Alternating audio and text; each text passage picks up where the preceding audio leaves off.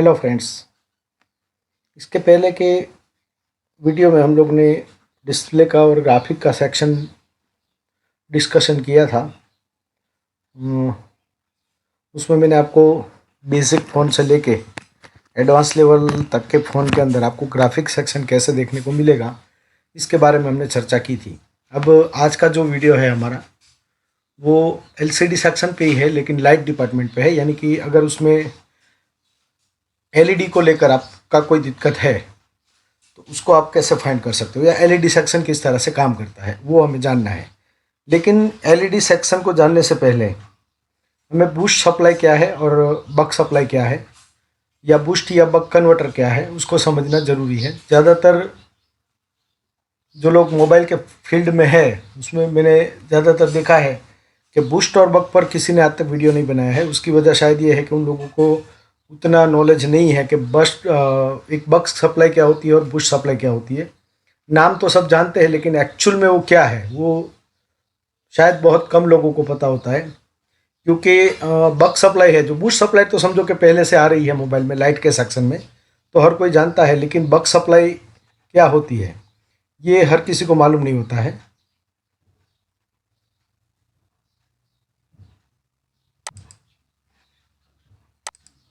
तो इसमें कई बार लोगों को कन्फ्यूज़न होती है कि एक्चुअल में बक सप्लाई होती क्या है। तो मैं आपको सीधा सीधा एक्सप्लेन कर दूं तो बूस्ट सप्लाई जो होती है वो एक तरह का स्टेप अप है, यानी कि स्टेप अप सप्लाई जिसे हम बोल सकते हैं।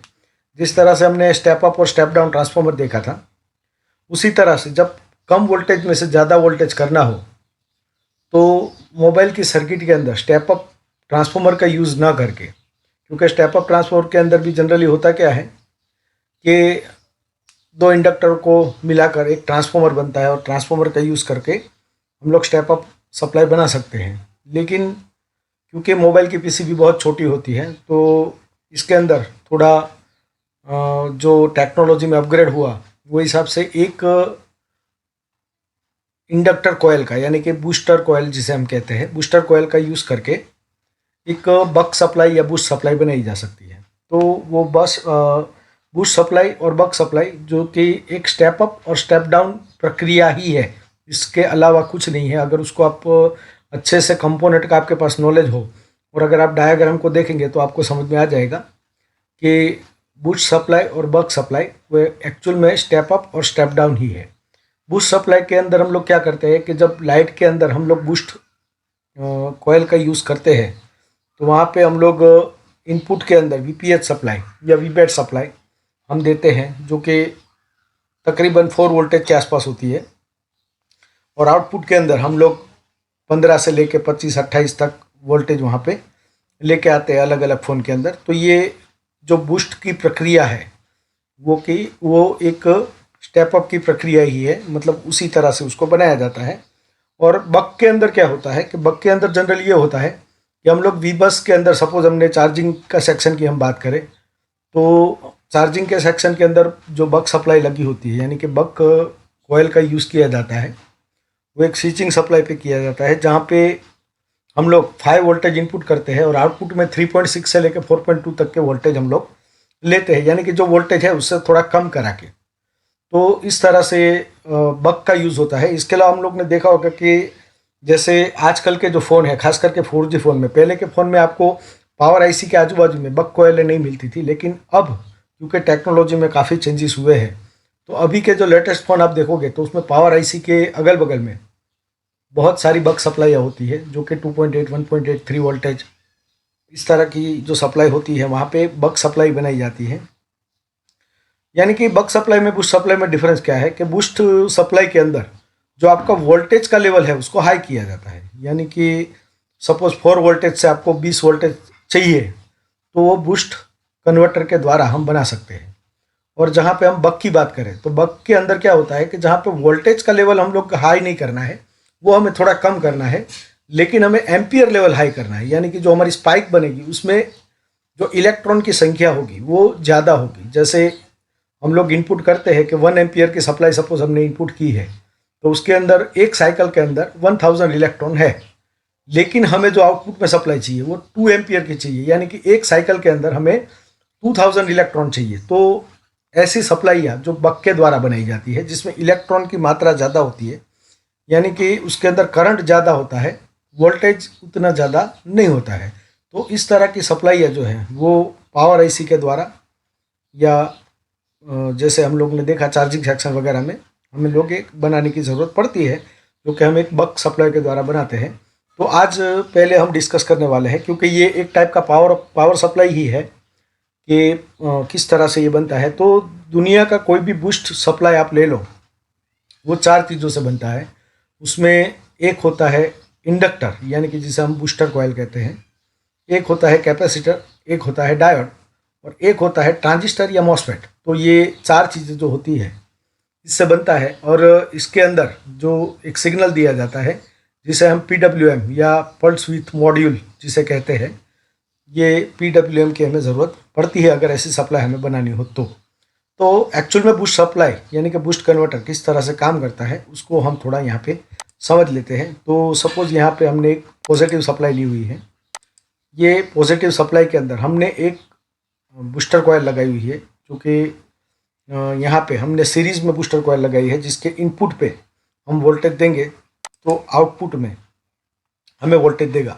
क्योंकि ये एक डीसी सप्लाई है, तो डीसी सप्लाई के अंदर हमने इंडक्टर का देखा है कि डीसी सप्लाई को इंडक्टर जो है वो अपोज नहीं करता, यानी कि उसके अंदर कोई रजिस्टेंस वो पैदा नहीं करता। वो जैसी सप्लाई आप दोगे उसी तरह का वो आउटपुट में दे देगा। लेकिन इंडक्टर की एक खासियत और है जो हमने आगे नहीं समझी है, लेकिन मैं आज आपको समझा देता हूँ कि इंडक्टर जो होता है वो एसी सप्लाई को पास नहीं करता। ये चीज़ हम जानते हैं, डीसी सप्लाई को ईजिली पास कर देता है, यानी कि एसी सप्लाई को वो अपोज करता है, यानी कि उसके अंदर वो रुकावट पैदा करता है। लेकिन डीसी सप्लाई को वो अपोज नहीं करता है, यानी डीसी सप्लाई जब उसके अंदर दी जाती है तो वो इजीली अपने अंदर से पास कर देता है, यानी उसमें कोई अपोज नहीं करता है। ये चीज़ हम जानते हैं, जो हम पहले से बेसिक इलेक्ट्रॉनिक्स से समझते आ रहे हैं।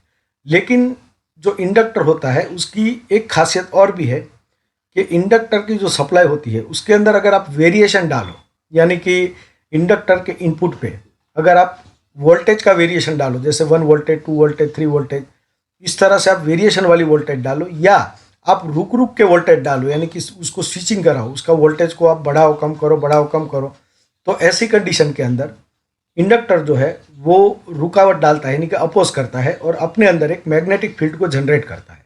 तो ये एक इंडक्टर की खासियत होती है, जो मैंने आगे पहले नहीं बताई थी, क्योंकि जब इसकी ज़रूरत थी तब मैंने आपको ये चीज़ बता दी। तो कहने का मतलब यहाँ पे हमने जो डीसी वोल्टेज दिया है वो एक इंडक्टर के अंदर दिया है। इंडक्टर में से ये सप्लाई हमारी आगे जा रही है एक डायोड पे, जो कि एक रेक्टिफायर डायोड है, और रेक्टिफायर डायोड के दूसरे सिरे को, यानी कि एनोड पे हमने सप्लाई दी है, और कैथोड से उसका आउटपुट निकलेगा, जो कि हमने दिया है एक लोड पे, और उसके बीच में हमने लगाया है कैपेसिटर, जो कि एक इलेक्ट्रोलाइटिक कैपेसिटर है, जो कि हैवी वैल्यू का होता है।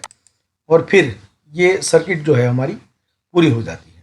अब जनरली कंडीशन क्या होती है कि जब हम यहाँ पे सप्लाई देते हैं, सपोज हमने यहाँ पे 4 वोल्टेज दिया, तो ये 4 वोल्टेज जो है वो इस बूस्टर कॉइल में से या इंडक्टर में से पास होगा, उसमें कोई अपोज नहीं होगा, कोई रेजिस्टेंस वो पैदा करेगा नहीं। जैसी सप्लाई उसके अंदर आएगी वैसा ही सप्लाई वो आउटपुट करेगा, वो इंडक्टर में जाएगा, वही सप्लाई यहाँ कैपेसिटर में आएगी, यानी कि 4 वोल्टेज यहाँ पे सपोज स्टोर हो जाएगा, जो इस कैपेसिटर की जितनी कैपेसिटी है या उसका जितना कैपेसिटेंस है उस हिसाब से वो वोल्टेज को सेव करेगा अपने अंदर, और बाकी की सप्लाई जो है वो हमारे लोड पे जाएगी। यानी कि यहाँ पे हम लोग 4 वोल्टेज देते हैं तो तकरीबन 4 वोल्टेज हमें यहाँ पे मिलेंगे। इसमें कोई कटौती खास नहीं होती है, ज़्यादा से ज़्यादा 3.89, ऐसा थोड़ा बहुत जो रजिस्टेंस इस कंपोनेंट के बीच में होता है उतना ही रजिस्टेंस या उतनी ही वोल्टेज कम हमें देखने को मिलेगी, जो कि एक नॉमिनल डिफरेंस होता है। यानी कि सपोज 4 वोल्टेज दे रहे हो तो 3.89 वोल्टेज आपको यहाँ पे आउटपुट में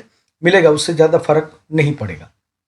तो ये बेसिक हमारी सर्किट है जो कि इस तरह से काम करेगी। कैपेसिटर के अंदर हमने देखा है कि कैपेसिटर अलग अलग कैपेसिटी के होते हैं। जैसे कई कई जगह पे हमने चार्जिंग के अंदर देखा कि जहाँ पे 16 वोल्टेज का हमें कैपेसिटर देखने को मिला, कोई जगह पे आपको 30-32 वोल्ट का कैपेसिटर भी देखने को मिलता है। तो ये जो कैपेसिटर की कैपेसिटेंस होती है वो किस तरह से होती है कि वो उतना वोल्टेज अपने अंदर स्टोर कर सकता है। यानी कि हमने कई बार देखा होगा कि उसकी वैल्यू लिखी होती है 16 वोल्टेज, तो 16 वोल्टेज जो है उसकी कैपेसिटी है, यानी कि इतना वोल्टेज वो अपने अंदर सेव कर सकता है या अपने अंदर स्टोर कर सकता है। तो ये एक कैपेसिटर की खासियत होती है। तो अब हम क्या करते हैं कि हमने सपोज यहाँ पे इनपुट में 4 वोल्टेज दिया है, जो हमें आउटपुट में 4 वोल्टेज मिल रहा है। ये हमारा बेसिक फंडा हो गया। अब इसके अंदर हमें चेंजेस क्या करना है कि सपोज हमने यहाँ पे 4 वोल्टेज दिया है, लेकिन हमें यहाँ पे आउटपुट में ज़्यादा वोल्टेज चाहिए, तो हमें क्या करना पड़ेगा। तो हमें उसके अंदर एक बेसिक फार्मूला मैं आपको बताता हूँ। जैसे मैंने यहाँ पे एक पानी का पाइप लिया हुआ है, या यूँ समझ लीजिए पानी की एक नाली है जिसके अंदर पानी बह रहा है, यानी कि इसके अंदर जो पानी का लेवल है वो इस तरह से है। यहाँ पे पानी जो है वो इस तरह से बह रहा है एक समांतर रेखा के अंदर, यानी कि एक फिक्स पाथ में या फिक्स फ्रीक्वेंसी से ये पानी यहाँ पे बह रहा है। अगर इसके बीच में मैं कोई लकड़े का ऐसे कोई पट्टा रख देता हूँ, या उसमें कोई ऐसा चीज़ रख देता हूँ जो इस पानी को रोक लेता है, तो कंडीशन क्या बनेगी कि जो फोर्स से पानी यहाँ पे आ रहा था वो फोर्स यहाँ पे बढ़ना शुरू होगा, यानी कि पानी का जो लेवल है वो यहाँ पे ज़्यादा हो जाएगा। और जब इस लकड़े को मैं यहाँ से हटाऊंगा तो ये लेवल जो है, ये फोर्स में पानी यहाँ पे निकलेगा, यानी कि आउटपुट में जो भी है वो पानी वो ज़्यादा बहने लगेगा, क्योंकि जो इसके बीच में रुकावट थी वो मैंने एकदम से हटा दी। मैं इसको फिर वापस लगाऊंगा, फिर ये यहाँ पे स्टोर होना शुरू होगा, फिर मैं इसको हटाऊंगा। तो इस तरह से इस पानी के लेवल को मैं अप करा सकता हूँ, यानी कि जो इसकी आने वाली जो इसका पानी का जो फ्लो है, इस फ्लो को मैं रोक के छोड़ के इस तरह से मैं इसका आउटपुट जो है वो चेंज कर सकता हूँ। कुछ इसी तरह की प्रक्रिया इस सर्किट के अंदर होती है, यानी कि बूस्ट कन्वर्टर के अंदर होती है। बूस्ट कन्वर्टर के अंदर हम लोग क्या करते हैं कि बीच में एक स्विचिंग सर्किट लगाते हैं, जो कि मैं आपको आगे दिखाऊंगा। अभी नॉर्मली मैंने स्विचिंग सर्किट लगाई है। अब जब ये स्विच ओपन है तब क्या होगा कि इनपुट में 4 वोल्टेज जाएगा, जो कि यहाँ पे आउटपुट में 4 वोल्टेज निकलेगा। कैपेसिटर में जो अपनी कैपेसिटी है उसके मुताबिक यहाँ पे, क्योंकि हमने 4 वोल्टेज ही दिया है तो यहाँ पे 4 वोल्टेज ही स्टोर होगा फिलहाल। तो ये इतना वोल्टेज यहाँ पे हमें मिलेगा जब हमारी जो स्विच है वो जब ऑन कंडीशन में है, सॉरी ऑफ कंडीशन में है, यानी कि अभी ये स्विच को मैंने ऑन नहीं किया हुआ है, ऑफ कंडीशन में है। तो ऑफ कंडीशन के अंदर क्या होगा कि ये पूरी पानी की सप्लाई जो है वो, इलेक्ट्रॉन की जो सप्लाई है वो लोड पे जाएगी। कितने वोल्टेज की? 4 वोल्टेज की। इसमें कोई चेंजेस होगा नहीं। लेकिन जैसे ही मैं स्विच को शॉर्ट करता हूँ, यानी कि स्विच को जब ऑन करता हूँ, तो कंडीशन क्या बनेगी कि यहाँ से जो वोल्टेज की सप्लाई आ रही थी वो सप्लाई अब यहाँ से जाने लगेगी, क्योंकि उसके लिए ये वाला इजी पाथ हो गया। यानी कि जब यहाँ पे इलेक्ट्रॉन जब यहाँ पे बहना शुरू हो गए तो ये इंडक्टर जो है वो यहाँ पे 0 वोल्टेज हो गया, यानी कि ये ग्राउंड के साथ कनेक्ट हो गई। यानी कि यहाँ पे जो वोल्टेज है उसको ये इंडक्टर है वो उसको अपोज करना चालू करेगा, यानी कि इसके अंदर से जो इलेक्ट्रॉन की मात्रा है वो ज़्यादा संख्या में बहने की कोशिश करेगी, क्योंकि पहले जो 4 वोल्टेज बह रहे थे वो जितना का जितना यहाँ से होगा उतना वहाँ से इलेक्ट्रॉन बहना शुरू होगा, और यहाँ पे एक मैग्नेटिक फील्ड जनरेट होना शुरू होगा। क्योंकि ये स्विचिंग जो होती है वो 1 मेगाहर्ट्ज़ की स्पीड से होती है, यानी कि 1 सेकंड के अंदर तकरीबन लाख बार ये ऑन ऑफ होता है। तो इसके अंदर क्या होगा कि इंडक्टर की जो सप्लाई होती है वो चलती है रुकती है, चलती है रुकती है। तो ऐसी कंडीशन के अंदर यहाँ एक मैग्नेटिक फील्ड जनरेट होना शुरू हो जाता है। जब हम स्विच को फिर से वापस से हम ऑफ करेंगे, यानी कि ऑफ करेंगे, तब पहले जब हम स्विच ऑन करते हैं तो यहाँ पे बन जाता है 0, यानी कि नेगेटिव सप्लाई बन गई सपोज यहाँ पे, क्योंकि यहाँ पे कोई वोल्टेज रहेगा नहीं, क्योंकि इसको हमने ग्राउंड कर दिया। तो यहाँ पे 0 वोल्टेज हो जाएंगे। लेकिन जैसे ही हमने यहाँ पे सपोज हमने वोल्टेज दिया हुआ है तो यहाँ पे 0 वोल्टेज हो गया, लेकिन पहले की जो सप्लाई थी वो यहाँ पे गई, कुछ कैपेसिटर में स्टोर हुई और हमें आउटपुट में एक सप्लाई मिली। उसी तरह से जब हम स्विच को वापस से ऑन करेंगे तो इसके अंदर जो वोल्टेज जमा हुए हैं वो वोल्टेज भी एकदम फोर्स से निकलना शुरू हो गए। यानी कि पहली जो हमारी सप्लाई बनी थी वो सपोज बनी थी 4.5 वोल्टेज की। उसी तरह से जब हम इस स्विच को दोबारा ऑन ऑफ करेंगे तो ये 4.5 वोल्टेज की जो सप्लाई बनी थी उसके अंदर यहाँ पे क्योंकि वोल्टेज ज़्यादा स्टोर हो गए तो वो ज़्यादा वोल्टेज भी निकलना शुरू होंगे, क्योंकि यहाँ पे लगा हुआ है डायोड। डायोड क्या काम करेगा? एक तो नेगेटिव सप्लाई को आगे नहीं जाने देगा, क्योंकि इसके लिए रिवर्स बायस हो जाएगा। दूसरी बात कि इस कैपेसिटर के अंदर जो वोल्टेज जमा हुए हैं उसको वो रिटर्न नहीं जाने देगा, क्योंकि उसके लिए वो रिवर्स बायस यहाँ पे भी हो गया। तो वो क्या करेगा कि कैपेसिटर को डिस्चार्ज नहीं होने देगा, कैपेसिटर को वो चार्ज रखेगा। यानी कि जो वोल्टेज यहाँ से आए और जो वोल्टेज इस कैपेसिटर में बनाए, दोनों को मिलाकर यहाँ से वोल्टेज का आपको एक आउटपुट मिलेगा। दोस्तों जनरली क्या होता है कि हम लोग चेक करते हैं तो यहाँ पे हमें सीधा डायरेक्ट सप्लाई जो है वो 15-20 वोल्टेज मिलना शुरू हो जाती है। लेकिन क्योंकि ये माइक्रो सेकंड के अंदर होता है तो हम इसको पकड़ नहीं पाते, वरना ये जो सप्लाई होती है वो एकदम से इंक्रीज नहीं होती है। यानी कि जब स्विचिंग शुरू होती है तब वो 4 वोल्टेज होती है, फिर 4.5 होती है, 4.7, 4.9, 5 वोल्टेज, 6 वोल्टेज, 7 वोल्टेज, इस तरह से इंक्रीज होती है। हालांकि ये बहुत ही फास्ट होता है, तो आपको एकदम से यहाँ पे वोल्टेज हाई देखने को मिलता है, क्योंकि ये सप्लाई जो है उसकी स्विचिंग बहुत ही फास्ट होती है। जब यहाँ पे हमने ये नेगेटिव सप्लाई यहाँ पे बनी है तो ये वाला जो डायोड है यहाँ पे सप्लाई रुक गई, यानी कि 0 वोल्टेज हो गया, और जो सप्लाई इसके अंदर से पास हो गई उसके अंदर कुछ सप्लाई कैपेसिटर की मिली, ये दोनों इलेक्ट्रॉन मिलाकर यहाँ पे एक सप्लाई बनी, जो कि मैंने आपको बोला कि 4 वोल्ट से आपको ज़्यादा की सप्लाई यहाँ पे मिलेगी।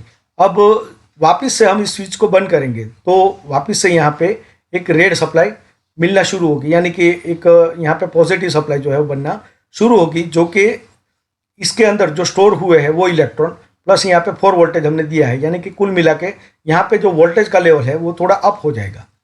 यानी कि आपको यहाँ पे तकरीबन 5 वोल्टेज समथिंग आपको यहाँ पे देखने को मिलेगा। तो इस तरह से ये सप्लाई जो है वो आगे बढ़ेगी, और जैसे जैसे हम इसको स्विचिंग करते जाएंगे उस तरह से जो यहाँ पे एक बड़ा स्पाइक हमें देखने को मिलेगा, यानी कि हैवी वोल्टेज वाली सप्लाई जो है वो बूस्ट सप्लाई बनकर हमें आउटपुट में देखने को मिलेगी। तो इस तरह से बूस्ट सर्किट जो होती है वो काम करती है कि जिसके अंदर अलग अलग हम इनपुट के अंदर जो कि उसके अंदर स्विचिंग करा के जो हम उसकी आउटपुट में वेरिएशन ला सकते हैं, इसको बोला जाता है बूस्ट कन्वर्टर।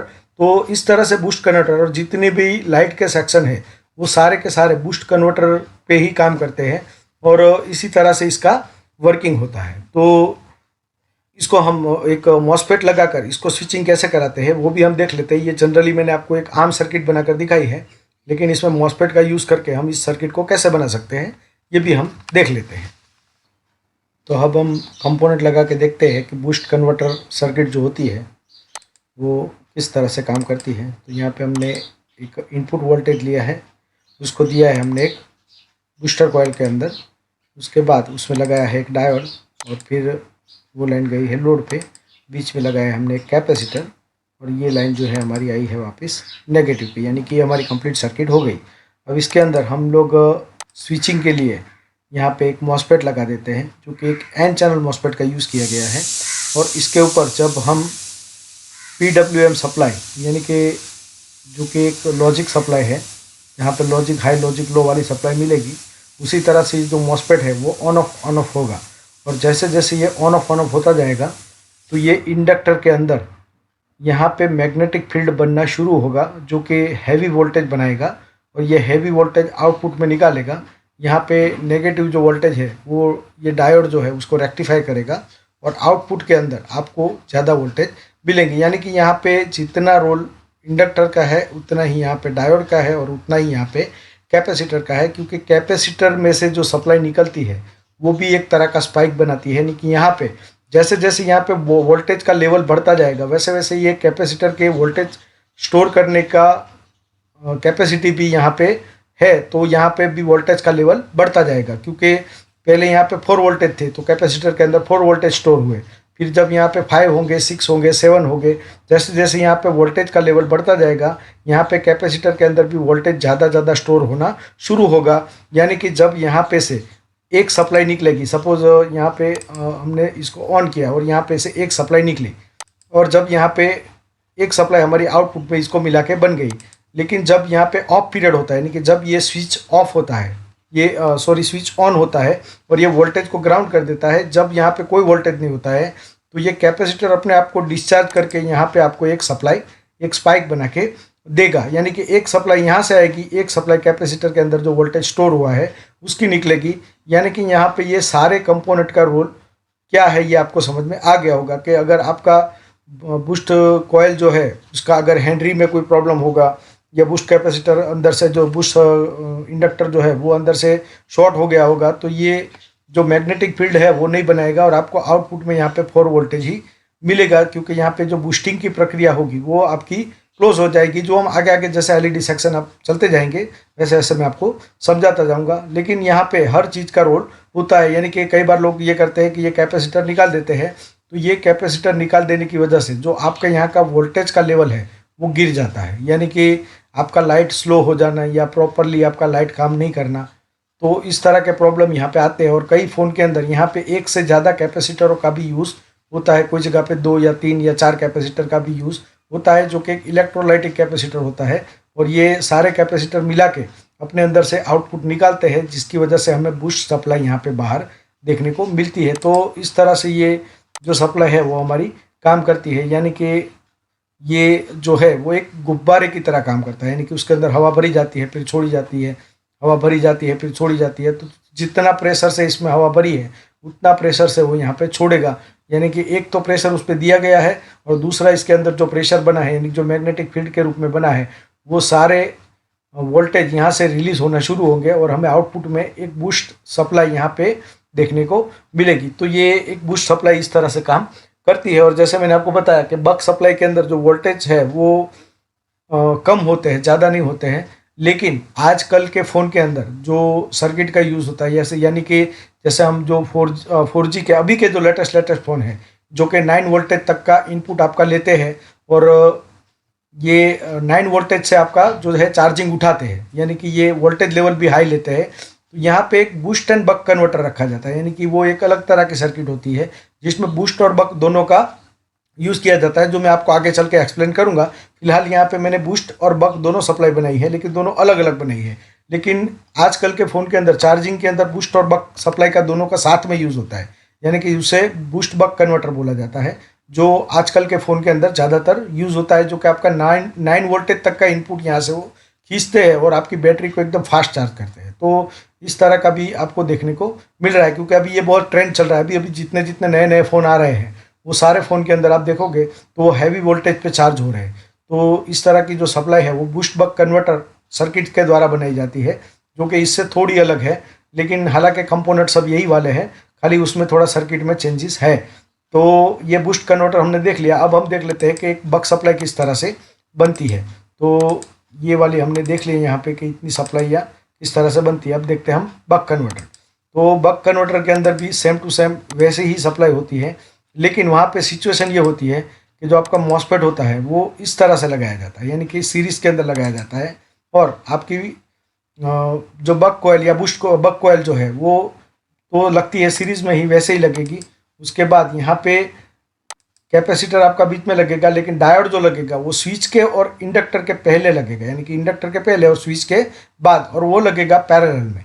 तो ये बक सप्लाई जो है वो इस तरह से बनती है। अब इसके अंदर क्या प्रोसेस होती है उसको हम समझ लेते हैं कि जब यहाँ से स्विचिंग करना शुरू करेंगे, यानी कि वोल्टेज निकलना शुरू होंगे, तो ये इंडक्टर के अंदर वोल्टेज बनना शुरू होंगे, यानी कि वोल्टेज यहाँ पे बनेंगे जब यहाँ पे स्विच ऑन ऑफ होगा तब। लेकिन ये सर्किट जो है वो थोड़ी अलग तरह से काम करती है, यानी कि उसको हम देखें तो मैं आपको इसको प्रॉपरली समझा रहा हूँ इसके अंदर क्या प्रोसेस होती है। यानी कि सपोज हमने पहले यहाँ से सप्लाई दी, जब ये हमने कंडीशन स्विच ऑन किया तो ये सप्लाई यहाँ से इसके अंदर से बूस्टिंग होके यहाँ पे ये सप्लाई हमें मिलेगी। तो ये सप्लाई हमारे लोड पे जाएगी, ये सप्लाई यहाँ कैपेसिटर पे भी स्टोर होगी। उस टाइम पे यहाँ पे डायोड का कोई रोल रहेगा नहीं, लेकिन जब स्विच यहाँ पे ऑफ होती है तब यहाँ पे ज़ीरो वोल्टेज बन जाता है, यानी कि कोई वोल्टेज उस टाइम पे नहीं है, यानी कि ज़ीरो वोल्टेज, यानी कि हो गया नेगेटिव। तो ये हो गया नेगेटिव। तो यहाँ पे जो वोल्टेज जमा हुए हैं, यानी कि यहाँ पे जो इलेक्ट्रॉन जमा हुए हैं, उसके लिए पहले क्या कंडीशन थी कि इंडक्टर का ये पॉजिटिव था और ये वाला नेगेटिव था। लेकिन जब यहाँ पे स्विच खुल जाती है तो यहाँ पे कोई सप्लाई नहीं होती, यानी कि ज़ीरो वोल्टेज बन गया है। तो ऐसी कंडीशन के अंदर ये वाला जो है वो सिरा हो जाता है नेगेटिव और ये वाला सिरा जो हो जाता है वो हो जाता है पॉजिटिव। तो यहाँ पे डायोड का जो लगा हुआ है वो नेगेटिव लगा हुआ है और यहाँ पे लगा हुआ है डायोड का पॉजिटिव लगा हुआ है।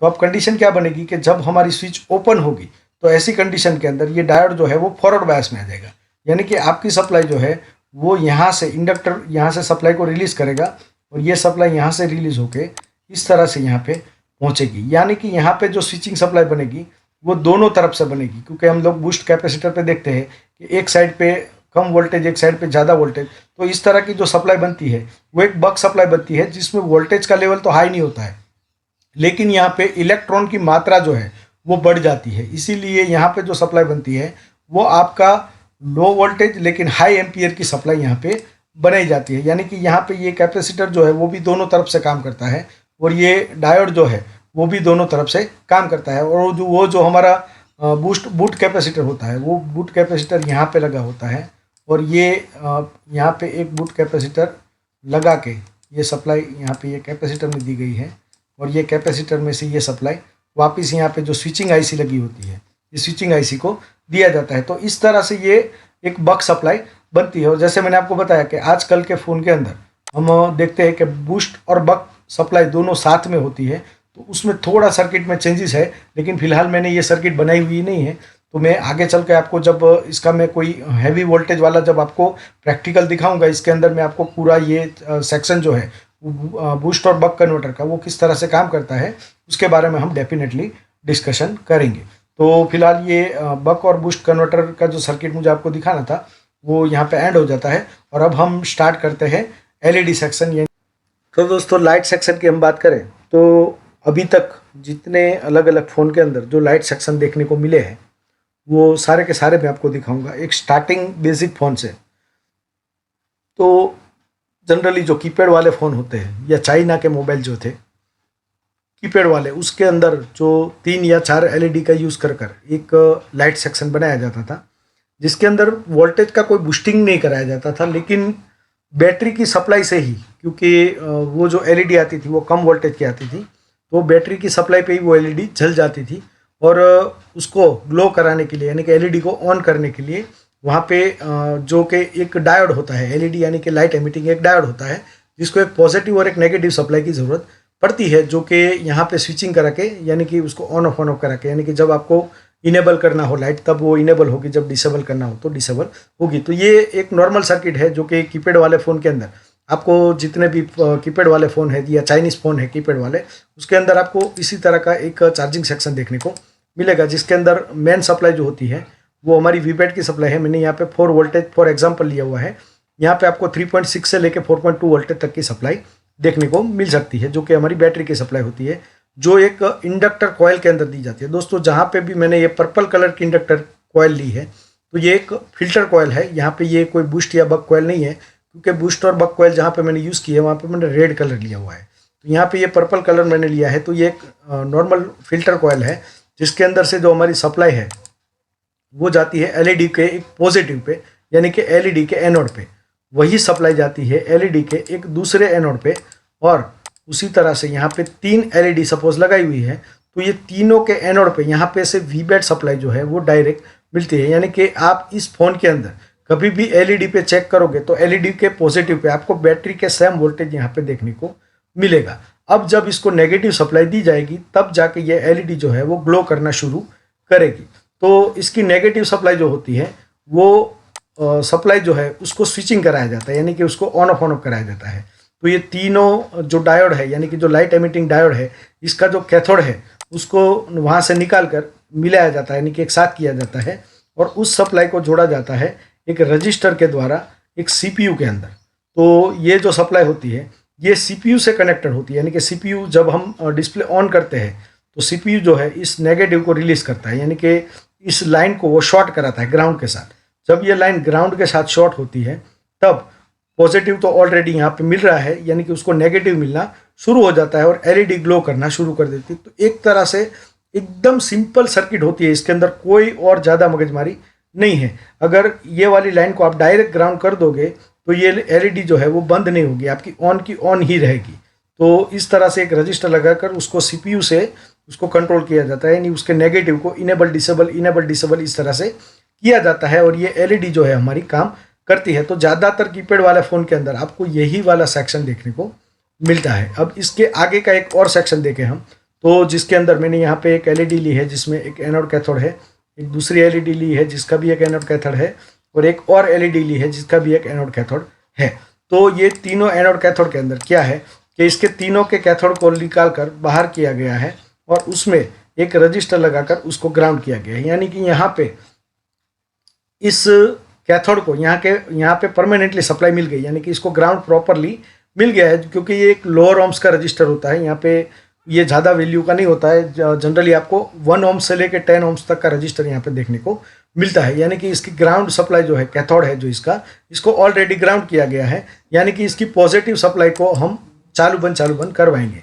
तो वो कैसे होता है कि इसकी तीनों पॉजिटिव को सप्लाई को यहाँ से निकाल कर दिया जाता है एक मॉसफेट के अंदर, जो कि एक यहाँ पे एक 5 लेग का मॉसफेट आपको देखने को मिलता है, जिसके अंदर एक वीबैट की सप्लाई दी जाती है और वीबैट की सप्लाई को यहाँ पे एक इनेबल सिग्नल के द्वारा ऑन ऑफ कराया जाता है। उसमें एक सिरा ग्राउंड होता है और एक नो कनेक्शन होता है। तो ये एक तरह का यहाँ पे एक मॉसफेट लगा होता है, जिस मॉसफेट को इनेबल जो कराना का काम है वो सीपीयू से कराया जाता है, यानी कि लॉजिक लो लॉजिक हाई देकर उसको इनेबल डिसेबल कराया जाता है। और जब ये लाइट जो है वो जलना शुरू होती है, यानी कि ग्लो करना शुरू होती है, तो इस तरह का सेक्शन भी आपको कोई कोई फ़ोन में देखने को मिलता है। हालांकि ज़्यादातर जो सेक्शन है आपको वही वाला देखने को मिलेगा। ये वाला बहुत कम फ़ोन के अंदर यूज़ हुआ है, लेकिन ये वाला सेक्शन भी आपको देखने को मिल सकता है, जो कि यहाँ पे एक 5 लेग का मॉसफेट यूज़ करके इसकी सप्लाई जो है वो बनाई जाती है। इसके अलावा आगे हम देखें तो यहाँ पे हमने एक 4 वोल्टेज की सप्लाई ली हुई है और यहाँ पे इसके अंदर लगा हुआ है एक लाइन फिल्टर इंडक्टर। उसके बाद उसमें लगा है एक कैपेसिटर। कैपेसिटर के बाद यहाँ पे लगी है बूस्ट सप्लाई। जो सबसे पहली बूस्ट सप्लाई बनाई गई वो नोकिया के फ़ोन में बनाई गई, यानी कि नोकिया के हम लोग देखें तो C1 है या नोकिया 100 या नोकिया 101, ये जो सारी सीरीज़ जो थी फ़ोन की, उसके अंदर आपको यही वाली बूस्ट सप्लाई जिसके अंदर एक मॉसफेट का यूज़ करके हम लोग ने एक सप्लाई बनाई थी, जो आपको यहाँ पे देखने को मिलती है। तो ये सप्लाई को यहाँ पे 4 वोल्टेज दिया गया है।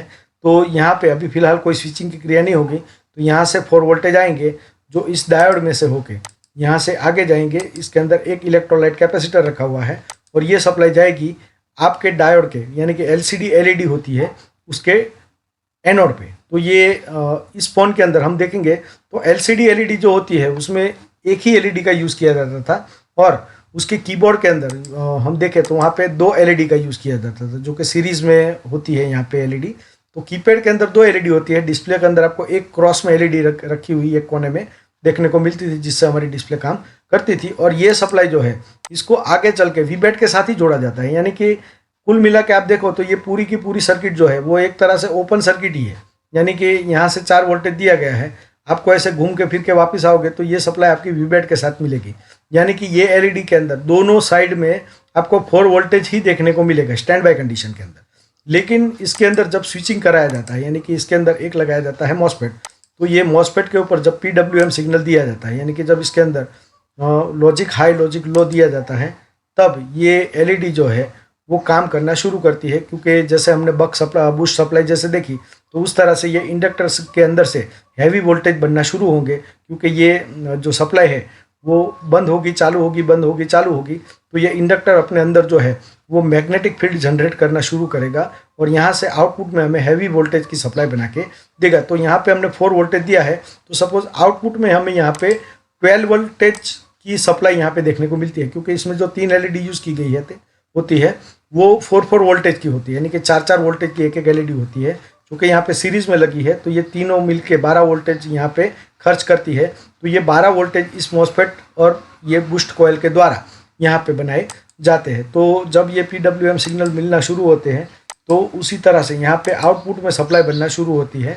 और ये इंडक्टर जो है वो अपने अंदर मैग्नेटिक फील्ड जमा करके हैवी वोल्टेज को छोड़ना शुरू करता है और यहाँ पे आपको आउटपुट के अंदर 12 वोल्टेज की सप्लाई दी जाती थी। तो ये ऑलरेडी हम लोगों ने देखा हुआ है कि ये किस तरह से काम करती है। अब इसके अंदर जनरली हमने देखा कि यहाँ पे कोई कैथोड के ऊपर कोई नेगेटिव नहीं लाइन है, तो ये कैसे काम करेगी। तो यहाँ पे 12 वोल्टेज है और यहाँ पे 4 वोल्टेज है, तो ये इसके लिए फॉरवर्ड बायस हो जाएगा, क्योंकि जब ज़्यादा वोल्टेज होता है एनोड पे और कैथोड पे कम वोल्टेज है तो ये हो गया फॉरवर्ड बायस। तो इस तरह से ये फॉरवर्ड बायस में काम करती है। तो ये लॉजिक पे ये सर्किट बनी होती है और इसके अंदर जब ये हमारा ये सर्किट ख़राब हो जाती थी तो हम इसके अंदर एक जंपरिंग करते थे। वो जंपरिंग किस तरह की होती है वो मैं आपको बता देता हूँ। तो यहाँ पे हम लोग देखते थे कि ये मॉसफेट जो होता है उसको हम निकाल के यहाँ की जो यहाँ के ये PWM सिग्नल होता है, जो कि एक 4 वोल्टेज की सप्लाई ही दी जाती है, जो कि वीबैट सप्लाई होती है। तो यहाँ से एक सप्लाई लेके हम लोग डायरेक्ट दे देते थे 12 वोल्ट की LED पे। तो इस तरह से ये LED को जो है वो 4 वोल्टेज यहाँ पे मिल जाते हैं और इसकी ये वाली जो सप्लाई है उसको हम करा देते थे ग्राउंड, इसको ग्राउंड करा देते थे। तो ये दोनों LED बंद हो जाती थी और आपका डिस्प्ले का जो एलईडी है वो 4 वोल्टेज पे जलना शुरू हो जाता था, क्योंकि ये PWM सिग्नल जो है वो डायरेक्ट CPU से 4 वोल्टेज बना के आता है। तो यहाँ पे कंडीशन क्या बनेगी कि जब हम लाइट शुरू करेंगे तभी ये लाइट होगी, अदरवाइज नहीं होगी।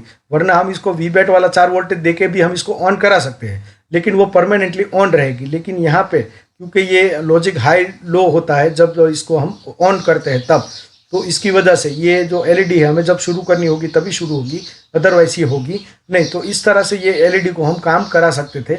और इस तरह की एक जो हम लोग जंपरिंग करते थे जिसके अंदर ये ट्रांजिस्टर निकाल के उस पर से एक जंपर निकाल के डिस्प्ले के शायद मेरे ख्याल से 2 नंबर के लेग पे देते थे, और तीसरा और चौथा जो उसका था, उसमें तीसरा जो लेग था वो एलईडी माइनस का था और चौथा लेग जो था वो ग्राउंड का था। तो वो दोनों को हम लोग शॉर्ट कर देते थे। तो उस वजह से ये जो सप्लाई है वो इस तरह से काम करती थी और हमारी डिस्प्ले की जो एलईडी है वो ऑन हो जाती थी। तो इस तरह की सप्लाई बनाकर हम लोग ऑन कर सकते थे, लेकिन उसमें सिर्फ हमारा डिस्प्ले का एलईडी जलेगा, ये वाला जो लाइट है वो हमारा बंद हो जाएगा। तो इस तरह की सप्लाई बनाकर भी हम करते थे। तो ये वाला जो लाइट सेक्शन है वो इस तरह से काम करता है, जिसके अंदर यहाँ पे 4 वोल्टेज इन होता है और बूस्ट सप्लाई के द्वारा यहाँ पे 12 वोल्टेज बनाकर इन एलईडी को दिया जाता है, और उस तरह से ये एलईडी सेक्शन जो है वो काम करता है। तो दोस्तों हमने ये नोकिया का जो सेट देखा उसके अंदर सबसे पहले बूस्ट सप्लाई का यूज़ किया गया। उसके बाद जो ट्रेंड चला वो 3G फ़ोन का चला, जो हमने पहले लाइट सेक्शन के अंदर मैंने ग्राफिक सेक्शन में जैसे आपको बताया कि जो 3G फ़ोन थे उसके अंदर LCD बड़ी हो गई प्लस उसमें टच प्लेट वगैरह हो गई।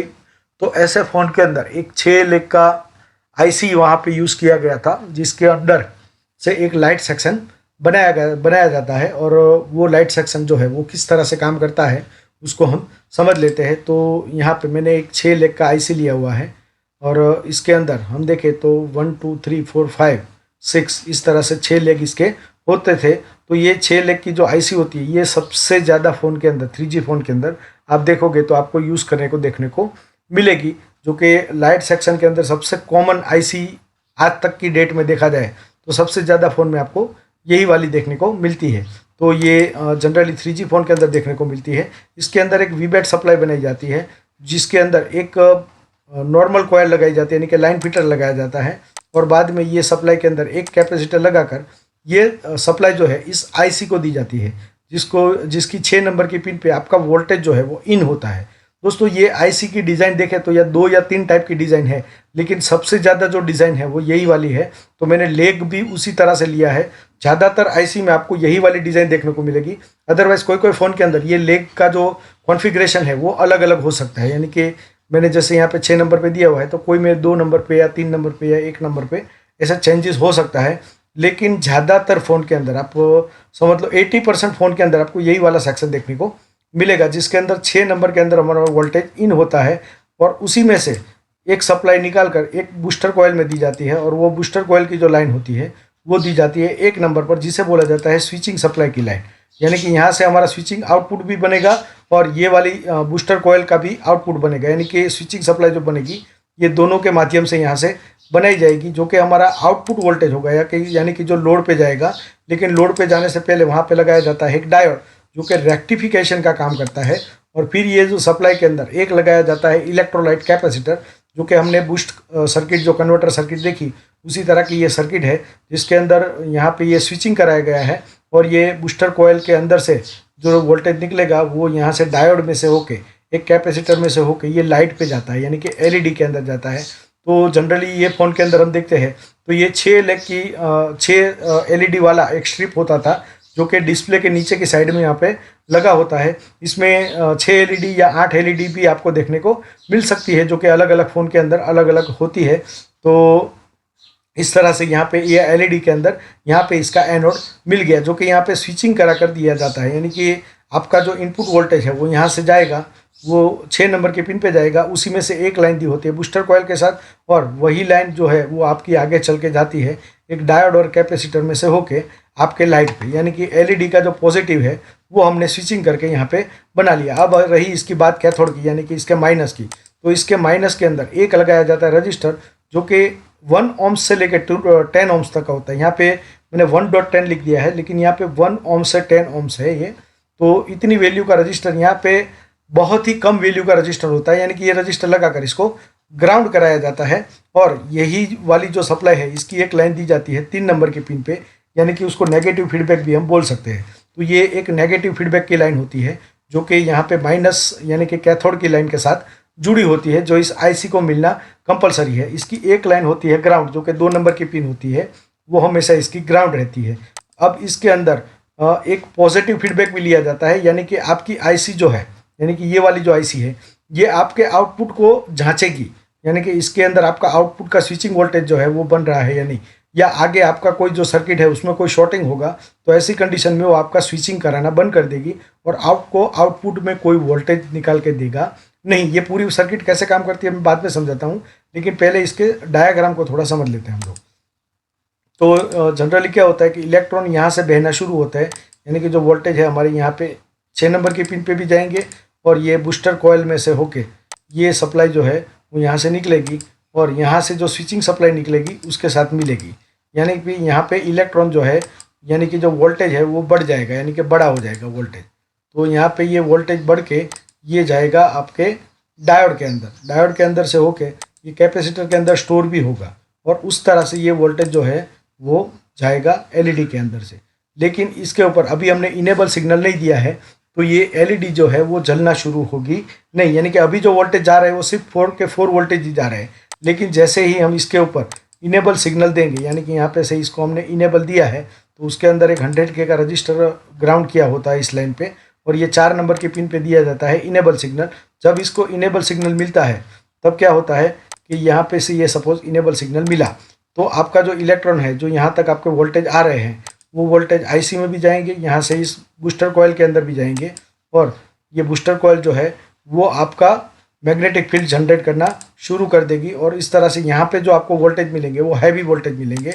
अब ये हैवी वोल्टेज जो है वो इस डायोड में से होके यहाँ पे जाएंगे, उसके अंदर ये वाले कैपेसिटर के वोल्टेज भी मिलेंगे और इस तरह से ये जो सप्लाई है ये आपकी एलईडी को ग्लो कराएगी। इस तरह से जो आपकी एलईडी है वो ग्लो करना शुरू कर देगी। अब इसके अंदर प्रोसेस क्या होती है उसको हम थोड़ा समझ लेते हैं और इसके अंदर फॉल्ट क्या आता है वो हम समझ लेते हैं। सपोज ये वाली आईसी है आपके पास और इसके अंदर आपका जो लाइट है वो नहीं जल रहा है, तो सबसे पहले आप वीबैट का जो सप्लाई है उसको आप ओके करिए, यानी कि आपका जो वीबैट का सप्लाई है वो ये 6 नंबर की पिन पे मिलना ज़रूरी है। उसके बाद ये सप्लाई बूस्टर कॉयल में से होते आपको एलईडी के पॉजिटिव पे मिलनी चाहिए, यानी कि स्टैंड बाय कंडीशन में आपको एलईडी के ऊपर 4 वोल्टेज मिल गया तो ये आपका लाइन जो है वो पूरा ओके है। हाँ, हो सकता है कि आपका बूस्टर कॉयल जो है वो शॉर्ट हो जिसकी वजह से जो वोल्टेज जाएंगे वही वोल्टेज बाहर निकलेंगे, लेकिन यहाँ पे जो बूस्टिंग होना चाहिए वो नहीं होगा। तो ये एक बूस्टर कॉयल के अंदर प्रॉब्लम हो सकता है, लेकिन लाइन के अंदर आपका कोई प्रॉब्लम नहीं है, यानी कि आपका इनपुट का जो लाइन है वो पूरी तरह से ओके है। यानी कि ये पहले हमें चेक करना है कि ये वोल्टेज यहाँ पे मिल गया। दूसरी चीज़ हमें क्या चेक करनी है कि हमारा जो नेगेटिव वोल्टेज है यानी कि जो इसका कैथोड है वो इस रजिस्टेंस से मिलना ज़रूरी है और ये रजिस्टर की सप्लाई है ये 3 नंबर पे मिलना ज़रूरी है। अगर ये यहाँ पे अनसोल्टेड हो जाता है तो ऐसी कंडीशन में भी आपका लाइट जो है वो ग्लो करेगा नहीं, यानी कि इसको नेगेटिव सप्लाई जो है वो मिलेगी नहीं। तो ऐसी कंडीशन में भी आपका जो स्विचिंग सप्लाई है वो बनेगी नहीं, क्योंकि आपका जो फीडबैक है वो देख लेगा कि आपका नेगेटिव का लाइन खुला हुआ है, यानी कि सर्किट पूरी कंप्लीट क्लोज नहीं हुई है। पूरी सर्किट क्लोज कब होती है? जब पॉजिटिव और नेगेटिव दोनों मिलता है। तो आपका नेगेटिव भी नहीं मिल रहा है तो ऐसी कंडीशन के अंदर आपको आपका जो लाइट सेक्शन है वो काम नहीं करेगा। यानी कि सबसे पहले आपको चेक करना है वीबैट सप्लाई, जो कि यहाँ तक आपको एलईडी तक मिलेगी। दूसरी बात, आपको नेगेटिव सप्लाई चेक करना है। तो ये दो जो है वो कंपलसरी पहला चेकिंग है, इसको आपको पहले चेक कर लेना है, जो आपको यहाँ पे देखने को मिलेगा। दोस्तों, ये रजिस्टर यहाँ पे रखने की वजह क्या है इसको मैं थोड़ा समझा देता हूँ कि यहाँ पे 1 ohms से 10 ohms का जो रजिस्टर होता है उसको ग्राउंड कराया जाता है, जो कि ये फ़ोन के अंदर ब्राइटनेस कंट्रोल करने के लिए जनरली कोई ऑप्शन नहीं होता है। जो ब्राइटनेस हमारी कंट्रोल होती है वो हम CPU के अंदर करते हैं, तो ग्राफिक के रिलेटेड होता है। यानी कि एक्चुअल में इसकी लाइट जो है उसमें कोई कम ज़्यादा नहीं होता, लेकिन उसका जो ग्राफिक है वो डिम होता है या फुल होता है, तो उसी तरह से इसका कंट्रोल किया जाता है। तो यहाँ पे ये जो रजिस्टर है, ये रजिस्टर आपका इस वोल्टेज को ग्राउंड कराता है, यानी कि नेगेटिव सप्लाई को ग्राउंड कराता है, जो कि बहुत ही लो ओम्स का रजिस्टर होता है। इसके ऊपर आप बजर बजाओगे तो बजेगा और ये दोनों साइड पे आपको ग्राउंड का बजर देगा। लेकिन ये 1 ohms से 10 ohms का रजिस्टर होता है, यानी कि बहुत ही छोटी वैल्यू का रजिस्टर है। अगर कई बार ऐसा होता है कि ये रजिस्टर, हालांकि ये शॉर्ट नहीं होता है, ये या तो ओपन होता है, तो ऐसी कंडीशन में भी आपका लाइट बंद हो जाता है, या यहाँ पे इसकी वैल्यू एकदम हाई हो जाती है, तो ऐसी कंडीशन में आपकी लाइट जो है वो थोड़ी लो हो जाती है, क्योंकि इसका जो ग्राउंड प्रॉपर होना चाहिए वो नहीं होता है। तो ऐसी कंडीशन में आपकी डिस्प्ले की लाइट जो होती है वो एकदम लो हो जाती है, और ज़्यादा रजिस्टेंस अगर बढ़ जाता है तो आपका लाइट है वो बिल्कुल काम नहीं करता है। तो ये एक प्रॉब्लम यहाँ पे देखने को आपको मिल सकती है। तीसरी बात कि इसका जो इनेबल सिग्नल है वो कंपलसरी मिलना होता है, और यहाँ पे ये इनेबल पे 1.8 वोल्टेज आता है, जो कि लॉजिक हाई यहाँ पे बनाया जाता है। और जब यहाँ पे आप सप्लाई देते हो तो यहाँ पे 1.8 वोल्टेज की सप्लाई जो है वो आपको कंपलसरी मिलना ज़रूरी है। तो ये एक 1.8 वोल्टेज की सप्लाई आपको यहाँ पे चेक करनी होती है, और कई बार ये सप्लाई ना मिलने की वजह से भी आपके लाइट सेक्शन में प्रॉब्लम आ सकता है। दूसरी बात क्या होती है कि सपोज़ आपका जो फीडबैक वाला लाइन है, यानी कि ये पॉजिटिव फीडबैक वाला लाइन है, अगर ये लाइन ओपन हो जाता है, ये पिन अनसोल्डर्ड हो जाती है, तो ऐसी कंडीशन में भी आपका जो सप्लाई है वो बनता नहीं है। तो ये बेसिक आपको पहले लाइन चेक कर लेनी होती है, उसके बाद आप बूस्टर कॉइल, डायोड और कैपेसिटर पे जाइए। तो उसमें प्रॉब्लम हो सकता है या आपके आईसी में प्रॉब्लम हो सकता है, लेकिन सबसे पहले आप लाइन को चेक कर लिया करिए। अब कई बार कुछ स्टूडेंट ऐसे होते हैं जिनको ऐसी कंप्लेन होती है कि उन्होंने बूस्टर कॉइल चेंज किया, उसके बाद जो है बूस्टर कॉइल हीट होना शुरू हो गई या आईसी हीट होना शुरू हो गई। तो ऐसी कंडीशन बनने की वजह क्या है कि इसकी स्विचिंग की जो स्पीड है ये बूस्टर कॉइल से अगर मैच नहीं होती है, तो ऐसी कंडीशन में आपका जो अगर आपका इसका स्विचिंग ज़्यादा है, यानी कि ये हाई फ्रीक्वेंसी हो गई है और ये कम फ्रीक्वेंसी का है, तो ऐसी कंडीशन के अंदर आपका बूस्टर कॉइल गर्म होगा, यानी कि हीट होगा। और अगर इसका स्पीड कम है और आईसी का स्पीड ज़्यादा है, तो ऐसी कंडीशन के अंदर आईसी हीट होगी। तो ये एक चीज़ आपको देखने को मिल सकती है। इसके अलावा यहाँ पे जो कैपेसिटर मैंने आपको बताया कि इस लाइन पे 1, 2 या 3 कैपेसिटर भी आपको देखने को मिल सकते हैं। अगर ये कैपेसिटर की कैपेसिटेंस कम हो जाती है, यानी कि इसके अंदर समझ लीजिए कि थोड़ा बहुत शॉर्टिंग हो गया, लीकेज हो गया या कैपेसिटर आपका, तो वो कुछ वोल्टेजों को यहाँ से ग्राउंड करना शुरू कर देगा। तो ऐसी कंडीशन के अंदर आपकी दोनों चीज़ें गर्म होगी, आपका बूस्टर कॉइल भी गर्म होगा और आपका आईसी भी गर्म होगा। तो ऐसी कंडीशन के अंदर आप सबसे पहले यहाँ पे ये लाइन में जो कैपेसिटर लगे हुए हैं उनको आप चेक कर लीजिए, क्योंकि उनका वैल्यू जानना भी बहुत ज़रूरी है। और ये पूरा स्विचिंग का जो खेल है वो ये सब चीज़ों की वैल्यू के ऊपर होता है, यानी कि आपकी बूस्टर कॉइल जो है उसका फेराडे जो है वो कम ज़्यादा नहीं हो जाना चाहिए, आपका स्विचिंग का आईसी जो है वो कम ज़्यादा नहीं हो जाना चाहिए। तो ये सब चीज़ें यहाँ पे मिलती है। और ज़्यादातर आईसी का प्रॉब्लम होता है तो आपको इनेबल की लाइन पे शॉर्टिंग दिखाता है। अगर यहाँ पे आपको 1.8 वोल्टेज नहीं मिल रहा है और ये लाइन जो है आपकी ग्राउंड के साथ दिखा रही है, तो एक बार आप आईसी निकाल के फिर ये लाइन को चेक कर दीजिए, क्योंकि मैंने जो ज़्यादातर प्रॉब्लम देखे हैं इस सेक्शन के अंदर वो मैं आपको बता देता हूँ। एक ये वाला प्रॉब्लम मैंने देखा है कि इसकी इनेबल की जो लाइन है वो ग्राउंड हो जाती है। तो ऐसी कंडीशन के अंदर ये प्रॉब्लम आपका होता है कि इसका इनेबल नहीं हो पाता है। तो ये आईसी की अंदर से ही ज़्यादातर प्रॉब्लम निकलती है कि आईसी को चेंज करो, आप प्रॉब्लम सॉल्व हो जाती है। बहुत कम देखा है कि सीपीयू में से इसको लेकर प्रॉब्लम आती है। ज़्यादातर प्रॉब्लम जो आती है वो ये आईसी में आती है। सबसे ज़्यादा जो प्रॉब्लम देखने को मिलती है वो बूस्टर कॉइल के अंदर देखने को मिलती है हमें। इसका बूस्टर कॉइल जो है वो ख़राब हो जाने की वजह से हमारा प्रॉपर लाइट नहीं बनता है। तो ये एक प्रॉब्लम आपको देखने को मिल सकती है। इसके अलावा कैपेसिटर का मैंने जैसे आपको बताया ये भी प्रॉब्लम आपको देखने को मिल सकती है। वाटर डैमेज कंडीशन के अंदर आपका लाइन का प्रॉब्लम भी हो सकता है। तो पहले तो हमें लाइन चेक कर ही लेना है, वो तो कंपलसरी है। उसके बाद हमें दूसरी चीज़ों पर डाउट करना है। और एक चीज़ जो मैंने मार्क की है कि जब हम स्टैंड बाय कंडीशन के अंदर यहाँ पे 4 वोल्टेज देते हैं, तो ये डायोड के ऊपर हमें यहाँ का जो बैटरी वोल्टेज होगा उससे थोड़ा अगर ज़्यादा वोल्टेज मिलता है तो आपका बूस्टर कॉइल और स्विचिंग कॉइल 100% ओके है, उसमें कोई प्रॉब्लम नहीं है। जो प्रॉब्लम है आपकी आउटपुट सप्लाई में है। ये मैंने देखा है, मार्क किया है कि यहाँ पे सपोज आपने 3.7 दिया हुआ है और यहाँ पे आपको 3.8 3.9 मिल रहा है, तो इसका मतलब कि आपका बूस्टर कॉइल पे आपको डाउट करने की ज़रूरत नहीं है, ना ही आपको आईसी पर डाउट करने की ज़रूरत है। पहले ये वाला लाइन आप ओके करिए। अगर यहाँ पे नेगेटिव या पॉजिटिव नहीं मिल रहा है या आपका इनेबल नहीं मिल रहा है तो ही आपका स्विचिंग नहीं हो रहा है, या आपका फीडबैक नहीं मिल रहा है तो भी स्विचिंग नहीं हो रहा है। लेकिन बूस्टर कॉइल पे आपको डाउट करने का ज़रूरत नहीं है।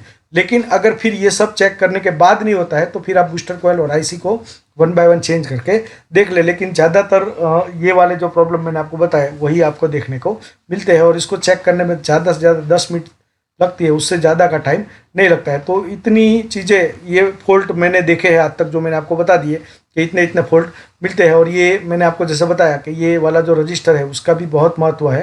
हालांकि बहुत लोग ये नहीं जानते हैं कि ये कई बार ऐसा होता है कि जैसे हम कोई फ़ोन के अंदर से जैसे हमने आईसी निकाली और ये वाला बूस्टर कॉयल भी निकाल के, डायोड निकाल के हमने लगा दिया, उसके बाद भी हमारा लाइट के अंदर प्रॉपरली ब्राइटनेस नहीं आता है, तो उसकी वजह ये रजिस्टर्स होता है। क्योंकि कई बार हम लोग जो आईसी निकालते हैं उसका जो आउटपुट बनता है वो ये एलईडी के हिसाब से आउटपुट बनाया जाता है। यानी कि एक जैसे ये आईसी है, नॉर्मल फ़ोन में भी होती है, टैबलेट के अंदर भी होती है, या कोई दूसरी डिस्प्ले के अंदर होती है जहाँ पे यहाँ पे 8 एलईडी लगी है। तो इस तरह का आउटपुट यहाँ पे ये आईसी बना रही है, उसका इनेबल इस तरह से किया गया है कि ये आउटपुट में उस तरह के वोल्टेज बनाएगी। तो कंडीशन क्या बनती है कि आपका जो आउटपुट है वो यहाँ पे आपने जो लगा दिया है वो 8 एलईडी वाला लगा दिया है, तो ऐसी कंडीशन में ये ज़्यादा ग्लो करने लगेगी, यानी कि आपका जो ये दोनों है वो हीट होना शुरू हो जाएगा। या अगर आपने 8 वाली निकाल के ये 6 वाली में लगा दी है तो भी आपको कन्फ्यूज़न होगी, या 6 वाली निकाल के आप 8 वाली एलईडी पैनल है जहाँ पे, वहाँ पे आपने 6 लेग वाली जो 6 एलईडी वाली पैनल का सर्किट जो है वो निकाल के लगा दिया है, तो ऐसी कंडीशन में भी आपका स्विचिंग जो है वो डिफरेंस हो जाता है। तो ये चीज़ें हैं वो ध्यान रखना ज़रूरी है। और अगर आप ऐसा चेंज करते हो तो साथ साथ में ये वाला रजिस्टर भी आप चेंज कर दो तो ये प्रॉब्लम नहीं आएगा। और बाकी हीटिंग के लिए मैंने देखा है कि आईसी और बूस्ट कॉइल में ज़्यादातर हीटिंग का प्रॉब्लम आता है। अगर ये दोनों हीट हो रही है तो डेफिनेटली आप कैपेसिटर को चेक कर लीजिए, वहाँ पे आपको दिक्कत होती है। कैपेसिटर आप चेंज करके देख लीजिए, क्योंकि कैपेसिटर के फेराडे चेंजेस हो जाते हैं या लीकेज हो जाता है, तो ऐसी कंडीशन के अंदर आपका बूस्टर कॉइल और आपका आईसी जो है वो हीट होना शुरू होता है। और अगर आपका बूस्टर कॉइल ज़्यादा हीट हो रहा है तो आपकी स्विचिंग सर्किट में प्रॉब्लम है या आउटपुट में कहीं प्रॉब्लम है। और अगर आपका सिर्फ आईसी हीट होता है तो आपका बूस्टर कॉइल में या आउटपुट में प्रॉब्लम है। तो इतनी चीज़ें इसके अंदर आपको इतने फॉल्ट यहाँ पे देखने को मिलते हैं। तो ये एलईडी सेक्शन हमने देख लिया जो कि एक नॉर्मल फ़ोन का है। इसके बाद जो हम देखेंगे वो 4G फ़ोन वाले अलग अलग फ़ोन के अंदर कितने तरह के आईसी यूज़ करके, जो शुरू के 4G फ़ोन थे स्टार्टिंग के, उसके बाद से लेके अभी तक के जो स्मार्टफोन है वो सारे फ़ोन के अंदर किस तरह का लाइट सेक्शन यूज़ किया गया है वो हम अगले चैप्टर के अंदर देखेंगे। तो ये वाला वीडियो मैं यहाँ पे एंड करता हूँ। और जो भी आपका कोई क्वेश्चन रहता है तो आप डेफिनेटली मुझे कॉल करके पूछ सकते हो, तो मैं उसका आंसर दूंगा। अगर इसमें से कोई चीज़ आपको समझ में ना आई हो तो आप डेफिनेटली मुझे पूछ लेना। ठीक है, तो मिलते हैं नेक्स्ट वीडियो के अंदर, तब तक के लिए गुड बाय।